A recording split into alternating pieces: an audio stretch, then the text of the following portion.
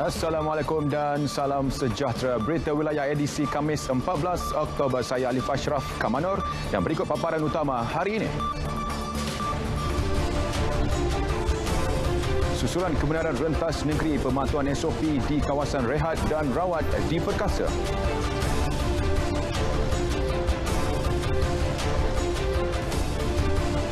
Pemberian dos penggalap vaksin COVID-19 akan dimulakan dalam masa terdekat.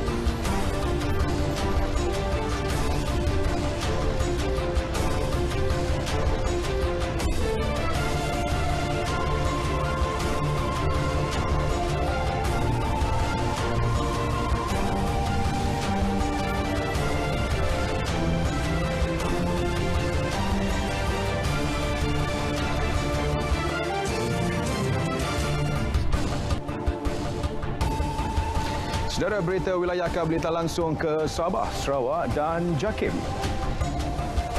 Fokus hari ini, kebenaran rentas negeri di seluruh negara dimanfaatkan sebaiknya oleh rakyat. Terus setia bersama Berita Wilayah.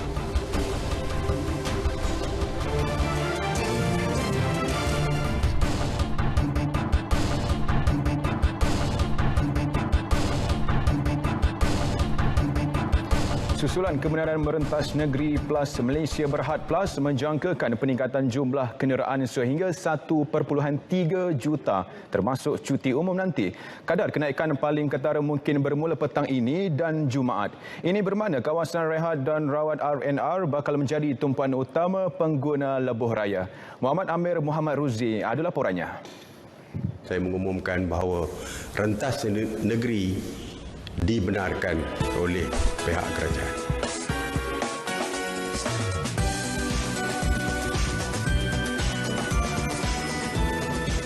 Sudah pasti kebenaran merentas negeri menjadi satu penantian buat seluruh keluarga Malaysia. Ada yang nak pergi melancong dan ada juga yang nak balik kampung. Walaupun juga keadaan sekalipun, jangan lupa untuk sentiasa memakai pelitup separuh muka, membawa hand sanitizer ke mana sahaja anda berada dan lakukan ujian saringan COVID-19 menggunakan kit test kendiri. Dan kemas kini aplikasi MySejahtera anda. Ingat, negatif baru boleh pergi balik kampung ataupun pergi melancong dan ia hanya untuk mereka yang lengkap divaksinasi saja. Jom ikut saya balik kampung.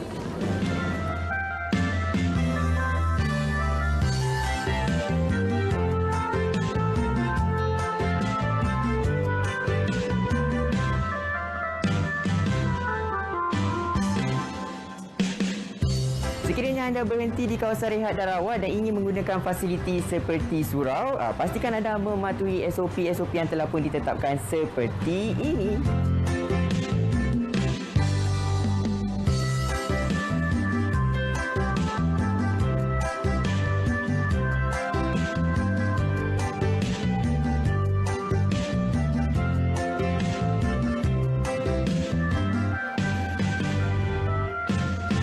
Dan kalau nak ke tandas pun ada SOP yang telah pun ditetapkan. Jom saya bawa anda ke tandas pula. Dan di tandas juga anda masih lagi perlu untuk mengimbas kod MySejahtera. Dan jangan lupa selepas menggunakan tandas, pakai cecair pembasmi kuman untuk membersihkan tangan anda.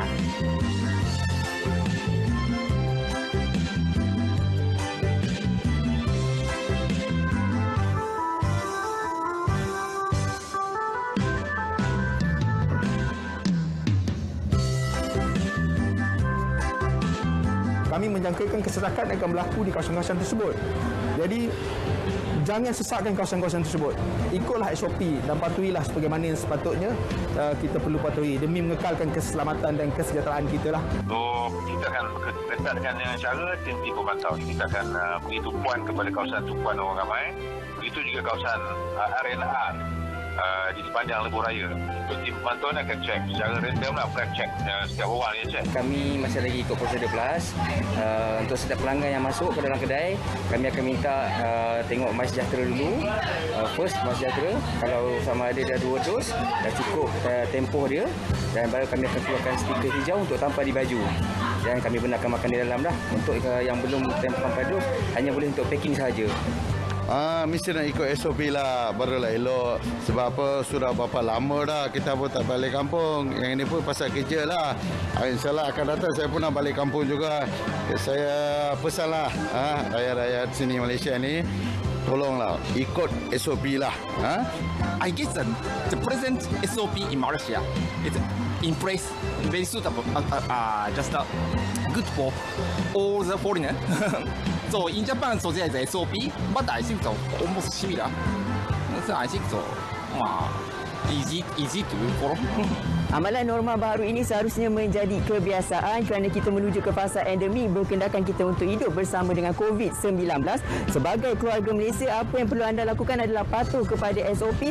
Sama-sama kita membantu mengekang penularan wabak jangkitan COVID-19. Yang mana nak balik kampung tu, kalau dah sampai rumah, jangan terus bersalaman dengan ibu bapa. Pastikan anda bersihkan diri dahulu, baru melakukan perkara demikian. Izinkan saya untuk balik ke kampung dulu. Muhammad Amir, Muhammad Ruzi, Berita RTM. Bye!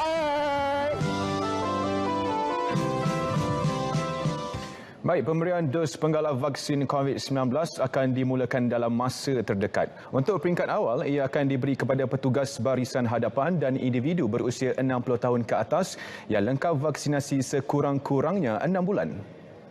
Menteri Kesihatan Khairy Jamaluddin memaklumkan pemberian melibatkan penerima vaksin keluaran Pfizer. Penerima yang layak akan dimaklumkan menerusi aplikasi MySejahtera atau khidmat pesanan ringkas dan telefon oleh pusat pemberian vaksin. Dos tambahan pula akan diberi kepada mereka yang memiliki imuniti rendah seperti pesakit kanser dan individu yang menjalin dialisis. Dos itu akan diberi kepada individu yang lengkap vaksinasi sekurang-kurangnya 28 hari. Rentas negeri dengan selamat. Jangan bawa virus ke kampung. Saksikan temu bual eksklusif secara langsung bersama Menteri Kesihatan Yang Berhormat Khairy Jamaluddin dalam Inklusif 14 Oktober 2021 8.40 malam di saluran TV1 dan saluran Berita RTM.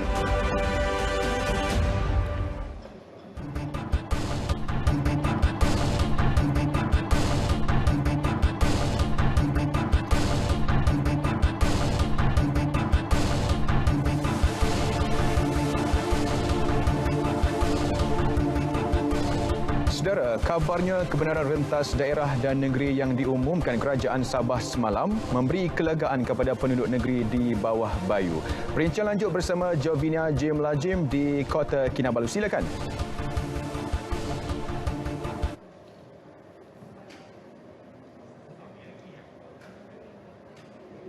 Tinjauan kru RTM di sekitar Bandaraya Kota Kinabalu mendapati rata-rata orang ramai menyambut baik keputusan kerajaan negeri melonggarkan kawalan pergerakan penduduk.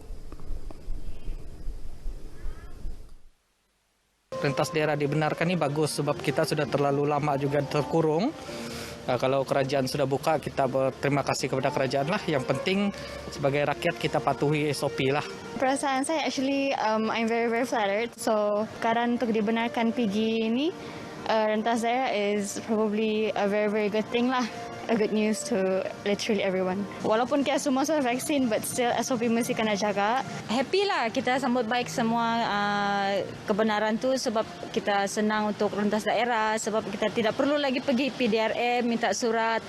So kalau yang mau pergi lawat orang tua pun lebih mudah lah.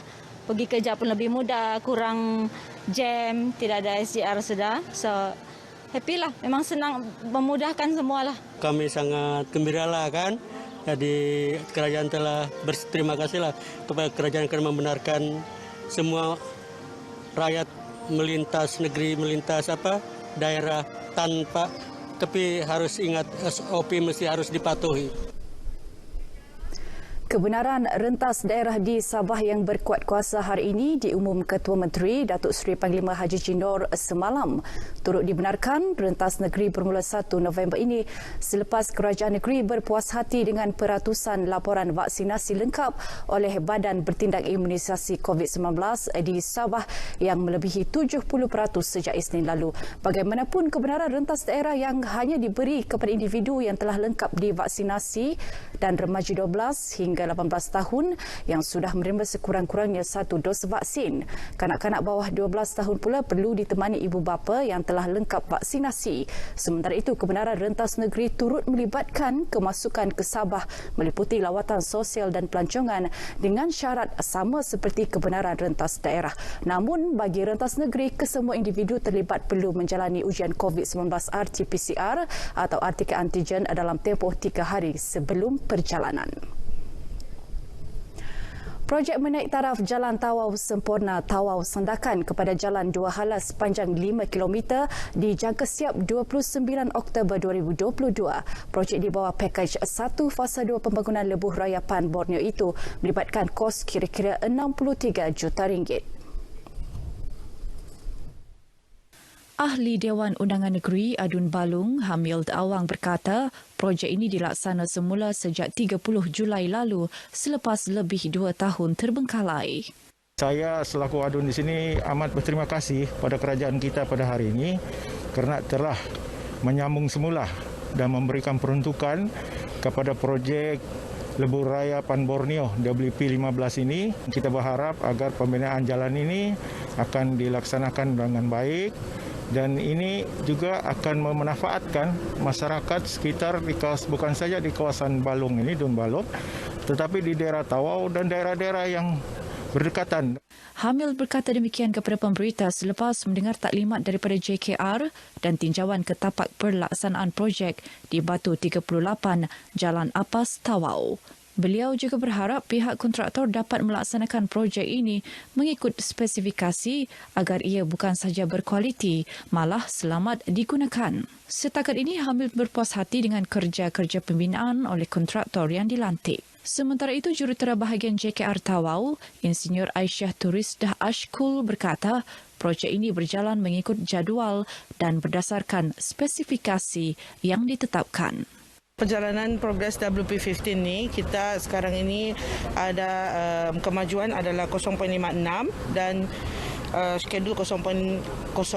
Kita harapkan kontraktor akan dapat meneruskan kerja dan akan siap daripada tarikh yang sepatutnya, iaitu 29 Oktober 2022. Lebih 20 keluarga yang terjejas akibat kejadian angin kencang di Kemanis pada Selasa menerima sumbangan zakat dan bakul makanan menerusi program ziarah Jabatan Hal Ehwal Agama Islam Negeri Sabah Jahins. Sumbangan turut diterima daripada Majlis Ugama Islam Sabah Muiz, Pusat Zakat Sabah, Perbadanan Baitumal dan Jabatan Kemajuan Islam Malaysia JAKIM. Majlis penyerahan sumbangan disaksikan Menteri Tugas-Tugas Khas Sabah, Datuk Muhammad Arifin Muhammad Arif. Saya yakin yang berhormat ahli parlimen kita sudah pun menaraikan untuk membantu sebagaimana dimaklumkan oleh PPM tadi, dan insyaAllah kita akan sama-sama melihat apa-apa keperluan yang mangsa hadapi, sedikit sebanyak kita akan membantu insyaAllah. Mengenai sebuah bangunan kedai lama di Pekan Kimanis yang ranap dalam kejadian angin kencang tersebut, Datuk Arifin memaklumkan perbincangan akan dijalankan dengan ahli Parlimen Kimanis, Datuk Muhammad Alamin, untuk membina semula kedai di kawasan ini. Dalam pada itu, penduduk kampung yang terjejas akibat kejadian angin kencang berkenaan amat bersyukur atas keprihatinan Jahins, Perbadanan Baitul Mal, Pusat Bahagian Zakat Sabah dan JAKIM yang membantu meringankan beban mereka. Alhamdulillah kerana membantu kami di kawasan ni, Kampung Sinar Baru Kimanis. Baik pulih rumah lah, baik pulih kadai-kadai. Alhamdulillah, syukur. Aku sangat-sangat bersyukur, tapi sedihlah. Habis segala bandar-bandar semua habis basah dan yang sudah berbuang apa semua. Tapi aku bersyukurlah. Bukan juga kita mintakan, kehendak Allah. Kami juga di sini mengucapkan terima kasih pada pihak Datuk yang mana sudi memberikan sumbangan yang seperti ini yang jelas terhinggalah bagi penerima yang ada pada hari ini. Lebih lagi mereka menghadapi bencana seperti ini yang tidak disangka-sangka. Risiko kemalangan ketika bekerja merupakan antara cabaran utama dilalui golongan penghantar barangan dan makanan berikutan permintaan meningkat sejak bermula pandemik COVID-19. Justeru Pertubuhan Keselamatan Sosial Perkeso mengorak langkah memperkenalkan skim perlindungan sendiri SPS Lindung bagi orang bekerja sendiri OBS. Hasilnya seramai 40,000 OBS yang menjalankan aktiviti penghantaran menggunakan motosikal, basikal ataupun berjalan kaki di seluruh negara sedang mendapat manfaat. Ikuti perkongsian wartawan Sarifah Munazra Sarip. SPS Lindung dimulakan pada 1 Januari 2021 berikutan keadaan pandemik semasa dan berakhir 31 Disember ini. Bantuan kerajaan ini diumum ketika pembentangan Belanjawan 2021 dengan pembiayaan penuh kerajaan sebanyak RM232.80 untuk tempoh perlindungan setahun. Berperanan menyebar luas manfaat skim tersebut selain meningkatkan kesedaran masyarakat, kepentingan mencarum, Perkeso bertindak cemerlang. Bila mereka lihat ada kemalangan-kemalangan, banyak kan sejak kebelakangan ini, sejak pandemik, banyak kemalangan berlakukan. Jadi daripada situ membuka mata orang ni untuk mendaftar dan mencarum dengan Perkeso. Kita tidak tahu, malang tidak berbau. 8 manfaat di bawah skim ini disambut baik oleh penghantar makanan atau delivery riders di Sabah yang berdaftar. Kebaikan SPS ni untuk perlindungan diri sendiri dan juga keluarga waris. Kita tidak tahu, kita sebagai rider ni, sebagai pembawa, penghantar makanan ni, kita tidak tahu nasib kita di mana-mana akan ada juga. Okey, terima kasih kerajaan, terima kasih Perkeso, terbaik. Dia boleh dapat rawatan, contoh kita macam satu hari tu kan, kalau contoh rider kena langgar. Kepada rider-rider sekalian, kalau kamu belum apply lagi SPS ni ataupun Perkeso ni, better kamu apply secepat yang mungkin. Sebab kita tidak tahu, malang ni tidak berbau. Risiko dia kalau waktu malam ada bahaya lah. Kalau waktu peak hour dia banyak cabaran lah, kereta banyak, lori pun banyak. Paling penting kalau saya accident, ada apa-apa pun sebenarnya waris keluarga yang dapat sebenarnya bantuan begitu. Sementara itu, Pensyarah Kanan Fakulti Perniagaan, Ekonomi dan Perakaunan Universiti Malaysia Sabah UMS, Dr. Rafiq Idris menyifatkan usaha Perkeso ini membantu menyokong aktiviti ekonomi berkaitan e-hailing. Pelancaruman yang dibiayai oleh kerajaan di bawah SPS Lindung ini adalah pelancaruman kedua. Sesungguhnya ini sangat baik bagi menyokong semua aktiviti berteraskan ekonomi kita. Sebagai jabatan kerajaan di bawah Kementerian Sumber Manusia yang ditubuhkan pada tahun 1971, usaha Perkeso menyediakan skim SPS Lindung membuktikan Perkeso itu prihatin, prihatin itu Perkeso. Menyedari betapa pentingnya peranan delivery riders atau penghantar makanan tatkala negara berdepan pandemik COVID-19 sejak tahun lalu, keputusan kerajaan untuk mengumumkan skim keselamatan sosial pekerjaan sendiri atau SPS di bawah Perkeso membuktikan ianya seiring dengan objektif Perkeso iaitu menyediakan perlindungan keselamatan sosial. Ini merupakan satu lagi perubahan dan transformasi Perkeso selama 50 tahun beroperasi. Sarifah Munazra Sarip, Berita RTM. Baik, saudara, paparan tadi mengakhiri perkembangan dari negeri di bawah Bayu. Patuhi SOP ketika aktiviti rentas daerah dan negeri. Kita jaga kita. Teruskan menonton Berita Wilayah bersama Alif. Alif. Baik, terima kasih Jovinia.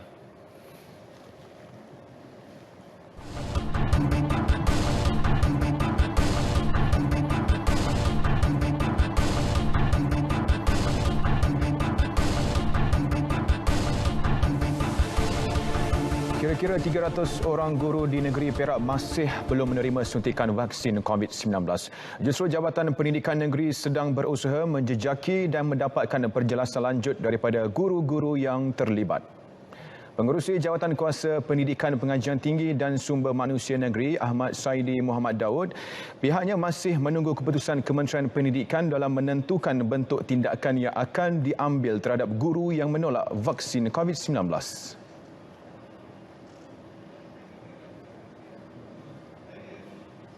Tapi saya dipahamkan ada pertambahan.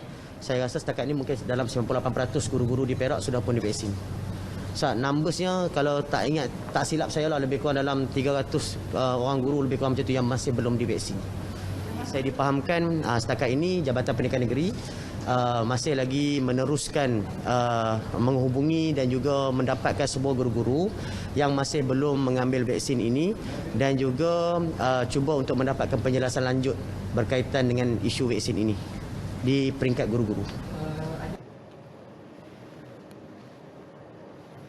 Lebih 1.2 juta pelajar Institut Pengajian Tinggi IPT di seluruh negara dibenarkan kembali ke kampus masing-masing secara berperingkat mulai esok. Keutamaan diberikan kepada pelajar berkeperluan merupakan syarat utama sekembalinya pelajar ke kampus. Ikuti laporan Hamizah Mansur.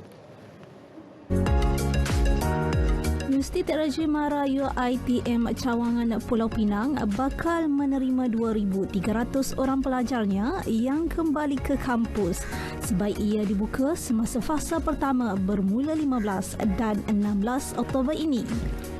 Rektornya Profesor Dr. Salmiah Kasolang berkata persiapan lengkap sudah dilakukan pihak universiti selaras dengan prosedur operasi standard SOP ditetapkan. Ya, kepada pelajar kita memberikan taklimat apakah syarat-syarat utama, iaitu mestilah mempunyai 2 dos. Ya, syarat yang kedua ada golongan utama yang pelajar yang kita benarkan masuk, ya. Misalnya pelajar-pelajar itu memerlukan pengajaran secara bersemuka di dalam makmal, di dalam dapur bagi mereka yang mengambil perhotelan, kursus perhotelan dan kulineri. Jadi semua ini kita terangkan dan kita juga menerangkan apakah persediaan-persediaan yang perlu dibuat sebelum mereka datang kepada di kampus. Proses pendaftaran ke kampus dikawal ketat dengan SOP ditetapkan oleh pihak universiti bagi menyekat penularan wabak dalam kalangan pelajar dan kaki tangan terlibat. Kan adalah SOP-nya. Satu keluarga, satu kereta, satu waris, satu pelajar. Dan apa yang berlaku apabila pelajar-pelajar yang datang lebih ini, kita sediakan tempat untuk menunggu di sebelah dengan laluan masuk, dan yang lebihnya turun dan tunggu di situlah. Dan manakala pelajar dengan waris seorang akan bergerak dengan kenderaan masuk ke dalam checkpoint pertama di sebelah dengan dewan utama tu. Di situ kita akan cek dokumentasi dia sama ada lengkap vaksin atau tidak. Dan selepas itu barulah kita benarkan dia bergerak ke kolej. Peranan turut dimainkan oleh ahli Majlis Perwakilan Pelajar serta jawatan kuasa kolej bagi membantu proses saringan kesihatan sepanjang hari pendaftaran berjalan lancar. MPP dan JPK, Jawatan Perwakilan Kolej, akan menguruskan para pelajar lah, dan kami bantu unit perwakilan pengurusan kolej untuk menguruskan para pelajar di tempat pendaftaran, menguruskan tentang pengedaran kunci bilik dan menunjukkan bilik-bilik yang tertentulah pada pelajar masing-masing. Warga kampus mengalok-alokkan kedatangan anda akan dijaga daripada A to Z, daripada anda bangun sampai anda tidur. Jangan risau. Cuma kami minta ada apa permasalahan, bangkitkan, suarakan kepada kami. Kita ada MPP, kita ada JPK, kita juga ada SRK. SRK ni macam ibu bapa angkat.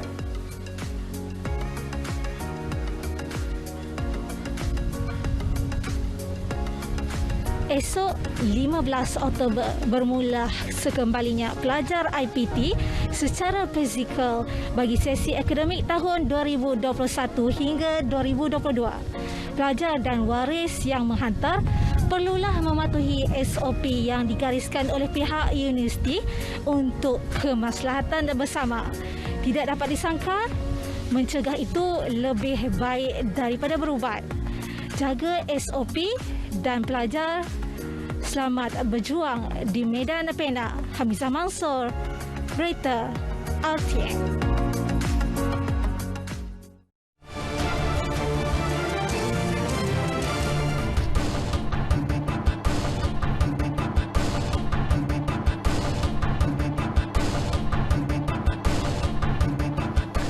Baik, seterusnya kita ke Sarawak Bumi Kenyalang dan antara tumpuan hari ini, matlamat kerajaan negeri untuk memberikan perkhidmatan yang responsif kepada rakyat serta penjawat awam perlu seiring dalam mendukung agenda nasional pelaksanaan kerajaan elektronik. Perinciannya kita bersama Bu Mawin di Kuching. Silakan Bu Ma. Baik, terima kasih Alif. Kerajaan Negeri Sarawak disaran agar proaktif serta responsif dalam memberi perkhidmatan terbaik kepada rakyat selari dengan matlamat untuk menjadikan perkhidmatan yang berinovasi serta berpandangan jauh. Ketua Menteri Datuk Patinggi Abang Johari Tun Nopeng berkata, selain menghadapi serta menangani pandemik COVID-19, kerajaan negeri juga perlu menghadapi peralihan teknologi yang semakin pesat dan merupakan faktor asas kepada perubahan gaya hidup rakyat. Berucap merasmikan Majlis Penyampaian Anugerah Konvensyen Inovasi Perkhidmatan Awam Sarawak (SISKA) 2021 bersempena dengan penutupan rasmi Bulan Inovasi Perkhidmatan Awam Sarawak 2021 di Kompleks Dewan Undangan Negeri Petra Jaya hari ini, Datuk Patinggi Abang Johari memberitahu rakyat pada masa sekarang ingin melihat perkhidmatan kerajaan yang efisien serta mengurangkan birokrasi dalam semua urusan rasmi. Justru kerajaan negeri perlu terus berinovasi serta mengetepikan pemikiran yang gemar bertindak secara bersendirian, namun sebaliknya perlu bekerja seiring sebagai satu pasukan ke arah mencapai sasaran Pelan Pembangunan Strategik pasca COVID-19 PCDS 2030. I do firmly believe that different areas and levels of government, sectors and part of society each have unique strength, competencies and insight. The most impactful innovation successes occur when they come together.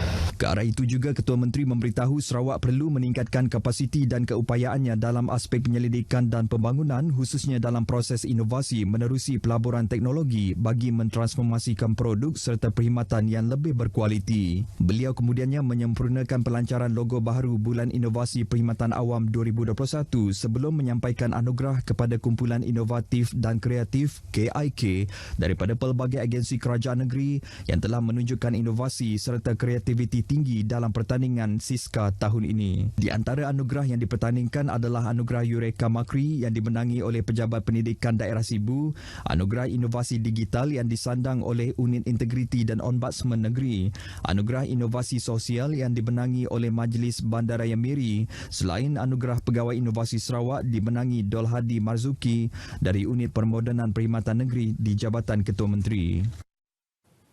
Penglibatan Universiti Malaysia Sarawak UNIMAS dalam membantu mentransformasikan Bumi Kenyalang menjadi sebuah negeri maju dan berpendapatan tinggi menjelang 2030 mendapat pujian tinggi daripada kerajaan negeri. Ketua Menteri Datuk Patinggi Abang Johari Tun Nopeng berkata, ini kerana usaha-usaha UNIMAS sepanjang hampir 3 dekad amat selari dengan keperluan Sarawak, terutama sekali sebagai sebuah negeri yang mengaplikasikan digital teknologi. Datuk Patinggi Abang Johari berkata demikian pada Majlis Convocation ke-24 UNIMAS yang julung kali diadakan secara maya dan disiarkan secara eksklusif di Facebook rasmi dan YouTube UNIMAS hari ini yang disempurnakan oleh Yang di-Pertuan Negeri Tun Pehin Sri Abdul Taib Mahmud selaku Chancellor UNIMAS. Hadir sama Pro-Chancellor UNIMAS Datuk Patinggi Tan Sri Alfred Jabu Numpang. Datuk Patinggi Abang Johari turut menghargai usaha UNIMAS serta mengucapkan syabas kepada warga Universiti Awam tersebut kerana turut terlibat secara aktif dalam membantu kerajaan untuk membentuk imuniti kelompok melalui Pusat Pemberian Vaksin Institusi Pendidikan Tinggi Mega UNIMAS. Beliau yang juga Pro-Chancellor Universiti berkenaan mengucapkan penghargaan kepada para penyelidik yang telah menggembling tenaga tanpa mengira masa dan membantu negara memerangi virus COVID-19. Jelasnya keberadaan universiti tersebut telah memberikan impak yang cukup besar kepada perkembangan dan kemajuan negeri. Sehubungan dengan itu, Datuk Patinggi Abang Johari berharap agar UNIMAS terus komited dalam membangunkan modal insan yang beretika, berkemahiran dan bertanggungjawab selain menyeru para ahli akademiknya untuk mempergiatkan lagi aktiviti penyelidikan yang dapat memberi impak kepada kesejahteraan hidup rakyat di Sarawak. Seramai 3,701 graduan menerima ijazah masing-masing dalam pelbagai peringkat pengajian dari ijazah Doktor Falsafah, ijazah Sarjana dan ijazah Sarjana Muda. Penjawat awam perlu seiring dalam mendukung agenda nasional mengenai pelaksanaan kerajaan digital atau kerajaan elektronik. Setiausaha Persekutuan Sarawak, Dato' Amir Omar berkata, ke arah itu, Pelan Strategi Pendigitalan Sektor Awam PSPSA 2021 hingga 2025 yang disediakan telah menggariskan hala 7 strategi pelaksanaan pendigitalan sektor awam. Datuk Amir Omar menjelaskan pelan tersebut merangkumi perkhidmatan berteraskan Government to Government atau G2G, Government to Citizen G2C, Government to Business G2B dan Government to Employee G2E yang melibatkan semua kementerian dan agensi sektor awam. Tambahnya, fokus turut diberikan kepada pendigitalan penyampaian perkhidmatan kerajaan dengan memanfaatkan revolusi industri 4.0 yang menjurus kepada perkhidmatan dalam talian berbentuk hujung ke hujung atau end-to-end E2E. Katanya lagi, melalui kaedah ini, rakyat tidak perlu lagi hadir ke agensi kerajaan kerana perkhidmatan boleh diperolehi secara dalam talian sepenuhnya dan boleh diakses pada bila-bila masa dan di mana sahaja.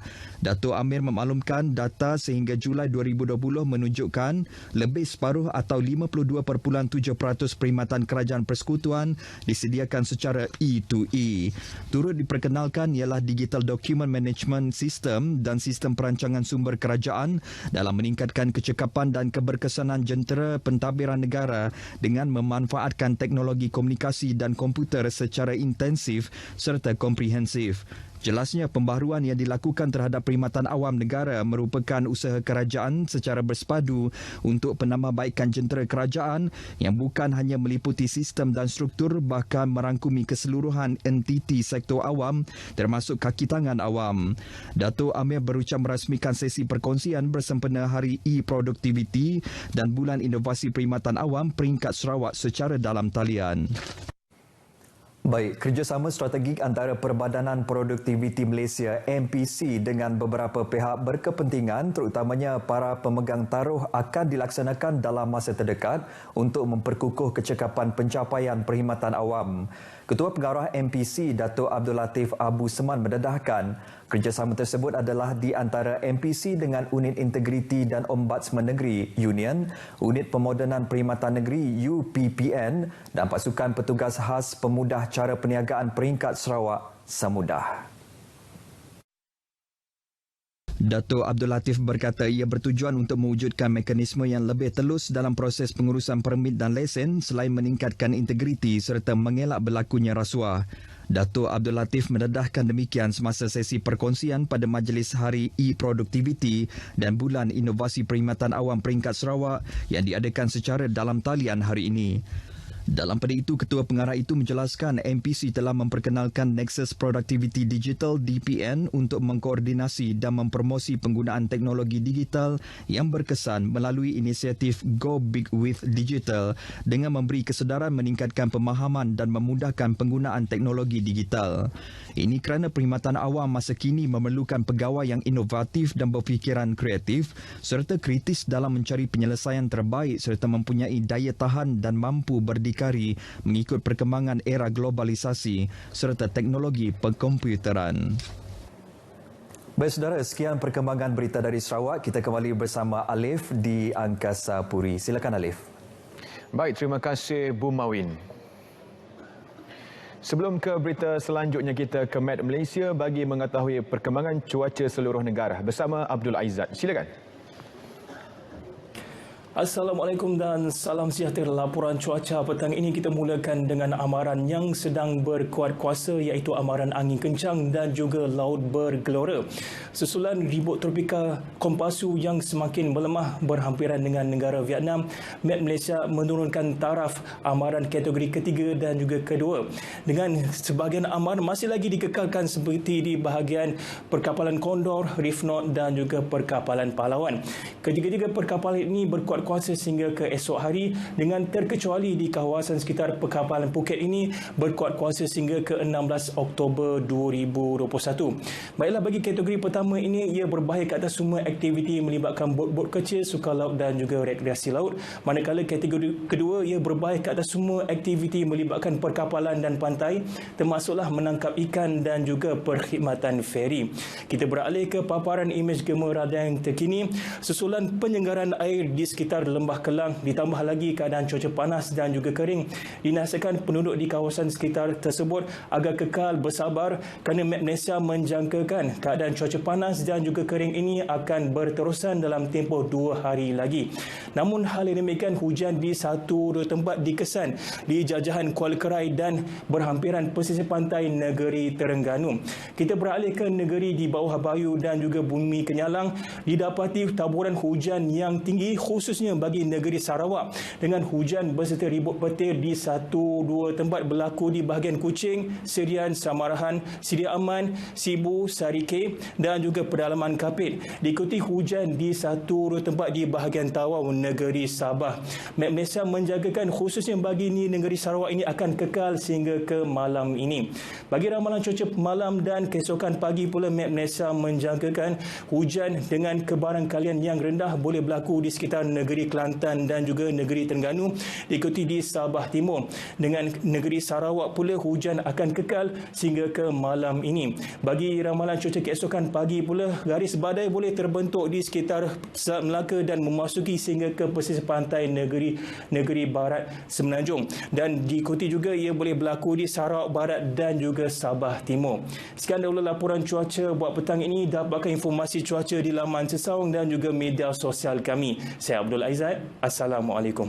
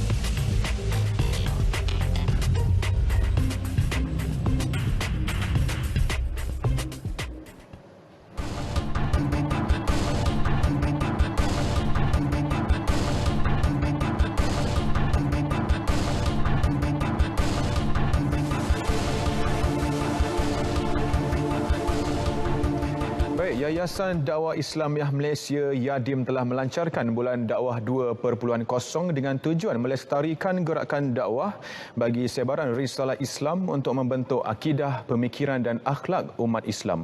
Untuk laporan lanjut terus saja bersama Farhana Muhammad Nur di Kompleks Islam Putrajaya. Farhana, silakan. Ya Alif, menerusi bulan dakwah 2.0 ini, Yadim bakal melakar sejarah dalam dunia dakwah menerusi penganjuran program tazkirah 24 jam tanpa henti. Sirah Nabawiyah Rahila Al-Maktum sempena sambutan Maulidur Rasul. Jika berjaya, program tersebut akan dicatatkan dalam Malaysia Book of Record sebagai siaran programa terpanjang tanpa henti. Program yang akan berlangsung pada 18 sehingga 19 Oktober ini melibatkan 24 pendakwah dari dalam dan luar negara. Inisiatif yang Yadim ingin ambil ialah untuk menghidupkan satu perkara yang sebenarnya boleh menarik perhatian orang, iaitu kita ingin mencatatkan rekod dalam pelaksanaan ini, pelaksanaan 24 jam, tazkirah 24 jam. Satu lagi ia adalah kerana atas asas bahawa tazkirah ni ataupun peringatan ini memang Allah SWT sentiasa minta kita beri peringatan. Wa zakir fa inna dzikra tanfa'ul mu'minin. Dan berilah peringatan kerana peringatan itu akan memberi manfaat kepada orang-orang yang beriman. Kita nak membudayakan tazkirah itu. Sebab itu kita catat. Cuma tazkirah yang bagaimana? Yadim berpandangan bahawa tidak ada tazkirah yang lebih baik sempena bulan dakwah ini, iaitu tazkirah untuk mengenal Nabi SAW. Selain itu, bagi meningkatkan gerakan dakwah di seluruh negara, Yadim akan melaksanakan sebanyak 3,000 program sepanjang bulan dakwah 2.0 bermula 8 Oktober sehingga 31 Disember ini. 3 bidang utama menjadi fokus, iaitu sistem sosial, pendidikan dan juga kebajikan kepada 7 golongan sasar seperti remaja, golongan asnaf, LGBT, mu'allaf dan juga bukan Islam. Bahagian Pengurusan Halal Malaysia, Jabatan Kemajuan Islam Malaysia JAKIM, komited untuk melaksanakan proses pengauditan yang lebih efisien dalam fasa Pelan Pemulihan Negara PPN terhadap pemain industri halal. Pengarah Bahagian Pengurusan Halal, Bukhari Mat Akhir berkata, pihaknya sentiasa melihat dan menambah baik pelaksanaan prosedur operasi standard SOP pengauditan pensijilan halal Malaysia dari semasa ke semasa. Dalam situasi pandemik COVID-19. Daripada situ kita cuba bangunkan SOP dari segi pengauditan jarak jauh. Dan saya rasa ini pada penghujungnya kemungkinan kita akan lihat balik SOP yang kita bangunkan sebelum ini. Jadi ini kita akan lihat dari segi kedudukan sebenarlah. Maksudnya adakah SOP itu kita boleh teruskan ataupun kita akan gunakan mana-mana yang sesuai, dan dalam masa yang sama sekarang ini dalam keadaan biasa kita dah boleh bergerak merentas negeri, insya-Allah benda tu lagi tambah baiklah. Dan saya rasa pengauditan jarak jauh dan juga pengauditan lapangan tu kita boleh sekalikanlah. Jelas beliau, pemain-pemain industri halal telah diberi makluman awal dan bersedia untuk menghadapi pengauditan secara fizikal selepas ini. Beliau berkata demikian selepas menghadiri program perbincangan meja bulat bersama Jabatan Agama Islam Negeri di Putrajaya.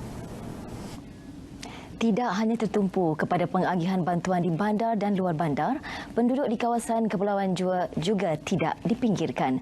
Menerusi program ziarah musaadah JAKIM, masyarakat di pulau perhentian yang terjejas pendapatan akibat pandemik turut disantuni.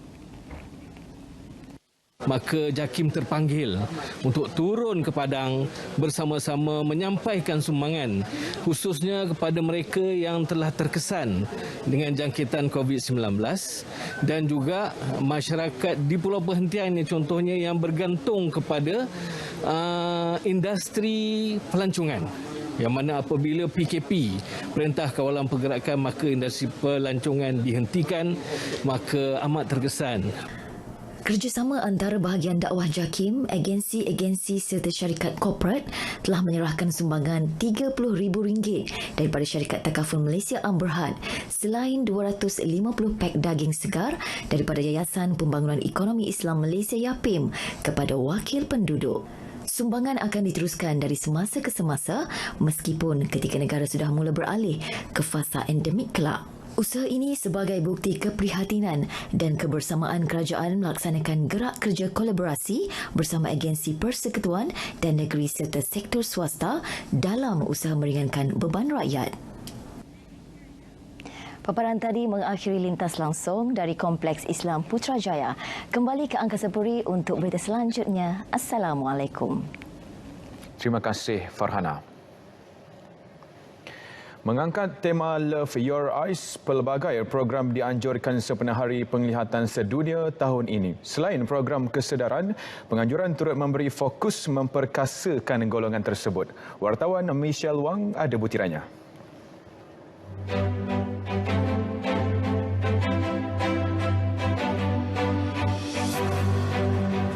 Sempena Hari Penglihatan Sedunia yang diadakan pada hari Khamis kedua bulan Oktober setiap tahun, satu bengkel art workshop with the blind and visually impaired telah dianjurkan. Program melibatkan 10 orang peserta OKU penglihatan ini memberi peluang kepada mereka menonjolkan bakat dalam bidang seni.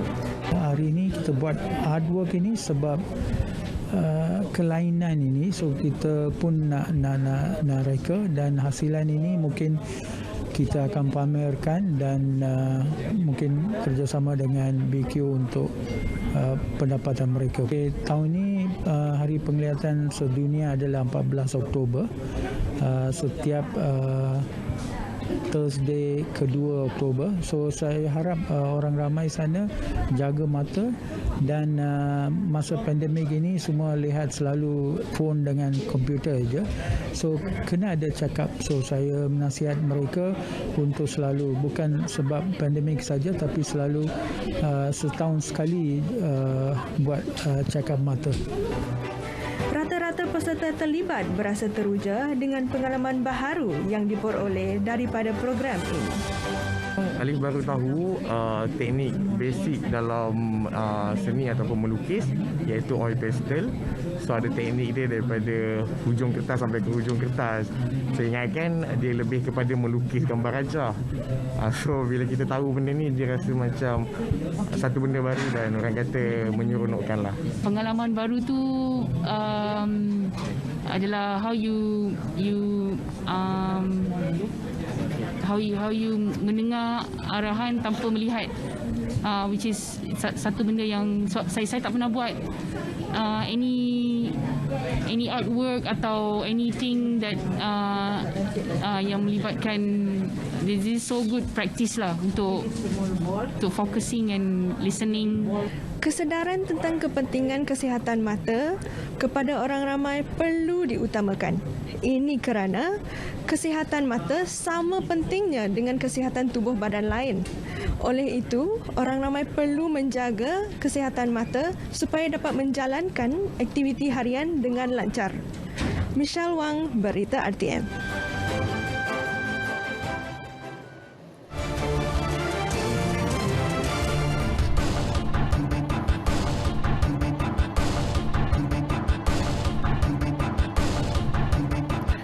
Seorang penganggur dihadapkan ke Mahkamah Magistrate Lipis atas tuduhan membunuh ibu dan bapa kandungnya 4 Oktober lalu. Bagaimanapun tiada pengakuan direkodkan daripada tertuduh Ahmad Hafizuddin Muhammad, 31 tahun, kerana kes bunuh di bawah bidang kuasa Mahkamah Tinggi. Mengikut kertas pertuduhan, lelaki itu didakwa membunuh bapanya Muhammad Masai, 68 tahun dan ibunya Zailan Zainuddin, 64 tahun di kediaman mereka di Kampung Kemahang Benta, Lipis, kira-kira pukul 11 malam hingga 12.30 malam. Dia didakwa mengikut Seksyen 302 Kanun Keseksaan yang boleh membawa kepada hukuman mati mandatori jika sabit kesalahan. Pada prosiding berkenaan, Timbalan Pendakwa Raya Muhammad Muhairi Muhammad Noor memohon agar tertuduh dibawa ke hospital untuk penilaian kesihatan mental. Magistrate Siti Aisyah Ahmad kemudiannya membenarkan tertuduh dihantar ke Hospital Permai Johor. Sebutan semula kes ditetapkan 11 November depan. Fenomena laut terbelah akibat air surut dan membentuk benting pasir sejauh 1 km menjadi daya penarik terbaru di pantai Mekmas, Kuala Besar, Kota Baru, Kelantan. Fenomena berkenaan dipercayai berlaku setiap kali bulan penuh dan air ombak surut sehingga terbentuk benting pasir. Fenomena yang jarang berlaku ini menarik perhatian pengunjung yang rata-ratanya teruja menikmati pengalaman seolah-olah berjalan kaki di atas permukaan laut.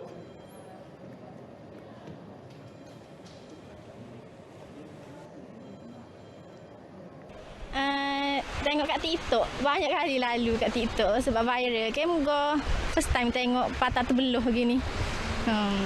Lepas tu tak plan pun nak mari. Lepas tu tiba-tiba siapa. Selamat sebab semua orang patuh SOP. Lepas tu kalau nak pergi jalan sampai tengah tu pun tak ada masalah. Sebab tak ada lawan kata dalai sangat tempat ni. Boleh pergi jalan sampai tengah. Lagipun orang pergi jalan sampai tengah tu pun semua jaga SOP, jarak, berjaga jarak, pakai mask apa semua. Tak rajin lagi tu. Ni baru dengarnya. Tu yang mari. Mari sekeluarga kebetulan anak. Duk Kuala Lumpur pun ada balik tu kan. Ajak mari dia pun nak tengok juga.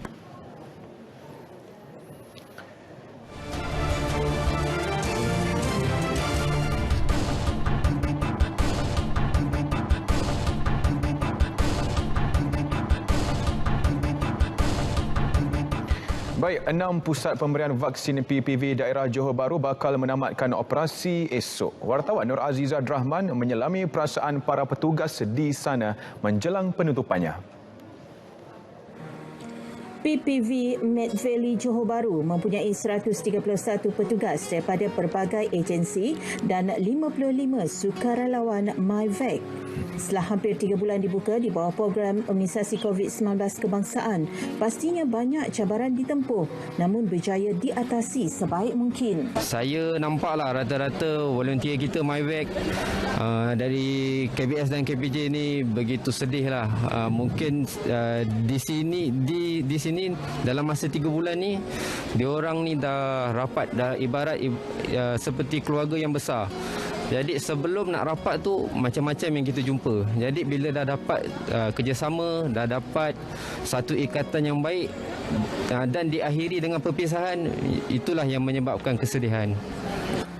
PPV ini berjaya melaksanakan vaksinasi kepada 5,000 penerima sehari selain berjaya mencapai sasaran 270,000 penerima vaksin sepanjang operasi bermula 19 Julai. Sementara itu, sukarelawan MyVac turut menzahirkan kesedihan kerana menganggap PPV ini sebagai rumah kedua mereka. Sekalian setiap pagi kami datang, balik di waktu malam. Jadi walaupun kami tak pernah jumpa, rata-rata di sini kebanyakan pelajar. Di sini kebanyakannya pelajar. Jadi kebanyakan di sini saya ibaratkan adik-adik saya semua. So jadi kat sini banyak berkongsi pengalaman lah. Yang macam kat sini semua, walaupun kita tak ada pertalian darah, tapi kita dapat bersatu macam seperti sebuah keluarga. Kita dapat bersama-sama daripada pagi sampai malam kita sama-sama kan. Sangat sedih sebab kita semua dah sama-sama kan. Memanglah sedih sebab kita ikut peribahasa berat sama dipukul, ringan sama dijinjang. So kita sama-sama penat, sama-sama kita tolong each other, sama-sama lah kita orang balik. So time nak tinggalkan tu memang sedih lah. Lagi sebab kita dekat sini bukan sebagai rakan, kita dah sebagai satu family dekat sini. Segala cabaran suka duka yang dilalui di PPV ini akan menjadi pengalaman berharga kepada petugas untuk terus berkhidmat kepada masyarakat pada masa akan datang. Terima kasih kepada para petugas barisan hadapan dan terima kasih kepada petugas MyVac. Segala usaha dan juga pengorbanan anda akan dikenang bersama dalam memerangi pandemik COVID-19 negara. Nur Azizah Rahman, Berita RTM.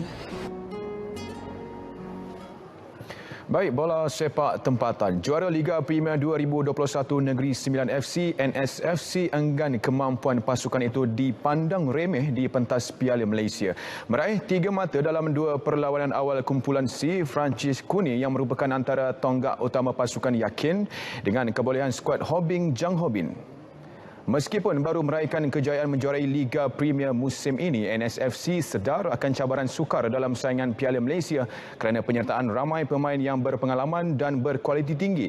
Menurut penyerang dan Togo ini, NSFC perlu bekerja keras dalam melaksanakan misi untuk mencipta kejutan. Untuk rekod, skuad Jang pernah menjuari Piala Malaysia pada tahun 1948, 2009 dan 2011. Negeri Sembilan kini berkongsi 3 mata bersama Kedah namun menduduki tangga ketiga susulan perbezaan jaringan.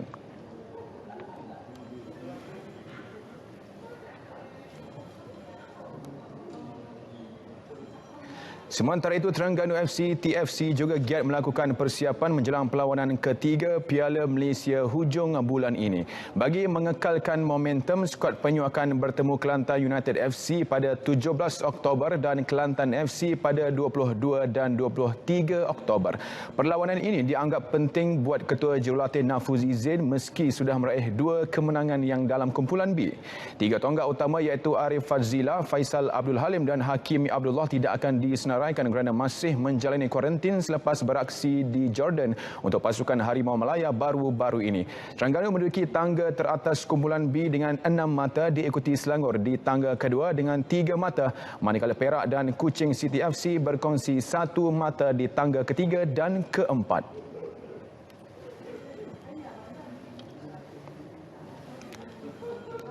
Baik, beralih ke sukan terjun. Persekutuan Renang Malaysia MS merancang untuk menganjurkan pertandingan terjun kebangsaan di Pusat Akuatik Nasional di Bukit Jalil awal tahun hadapan.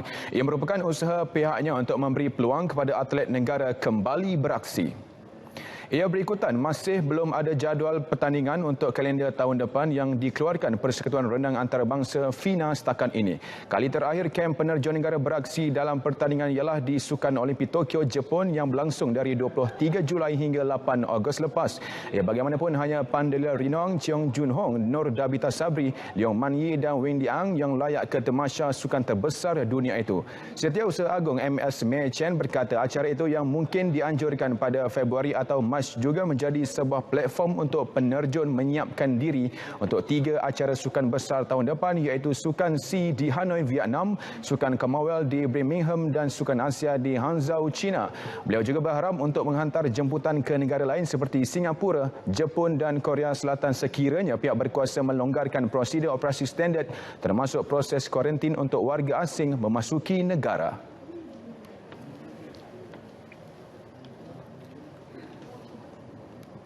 Seterusnya, Sukan Hoki. Kesatuan Hoki Malaysia KHM bakal menyalurkan peruntukan sebanyak RM10,000 kepada semua ahli gabungan minggu ini. Presiden Datuk Seri Subhan Kamal memaklumkan peruntukan ini adalah sebagai sokongan dan bantuan kepada setiap ahli gabungan untuk menggerakkan aktiviti-aktiviti sukan hoki di peringkat negeri masing-masing. Menurutnya, kelulusan telah pun dicapai dalam satu mesyuarat ahli lembaga eksekutif minggu lalu.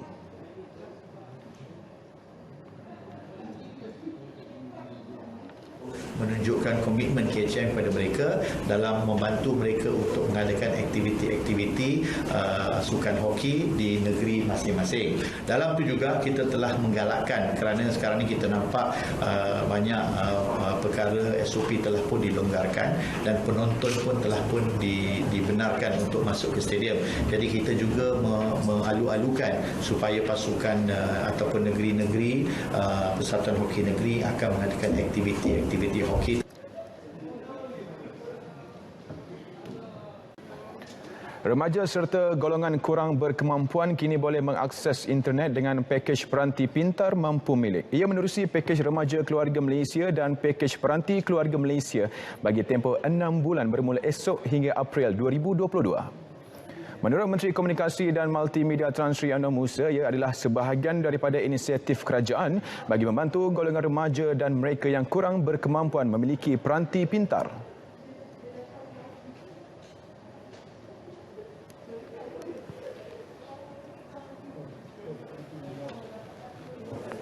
Pakej Remaja Keluarga Malaysia adalah memberikan perhatian kepada para pelajar dan rakyat umumnya yang berumur 21 tahun ke bawah dengan semurah RM10 saja sebulan. Bayar sekaligus RM30 untuk 3 bulan, terus boleh mendapat 20 GB untuk kemudahan-kemudahan nak download movies, videos dan sebagainya.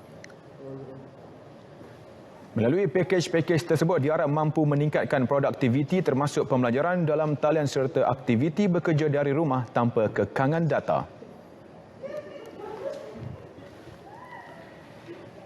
Baik saudara, berita wilayah 14 Oktober 2021 berakhir di sini. Bagi yang merentas negeri, pastikan anda lakukan ujian kendiri COVID-19 sebelum memulakan perjalanan.